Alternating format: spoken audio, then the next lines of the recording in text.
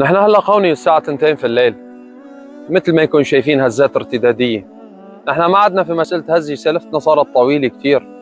الهزات والزلازل كسرت القوانين والعلم، صار في هزات كثير وارتداديات كثير.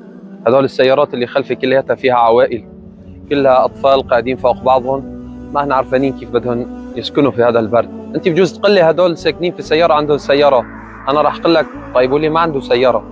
والناس من جسر شغور بيبعث لنا على الصفحات اللي ولا زملائي، من سرمدة، من دانا، من ادلب، من عدة مناطق بدنا خيمة. هدول الناس ايش وضعهم؟ احنا بدنا خيام. اللي عم يسمع جماعة الأمم المتحدة والله شيء بخجل قسم بالله العظيم، بس مضطر اقوم في واجبي. بعرف حالي بجوز عم بحكي على الفاضي. احنا بدنا خيام. هدول الناس هلا جيب لهم مصيري وزع لهم اياها توزيع، ايش تعمل فيها؟ هو بده خيمه. انا حاليا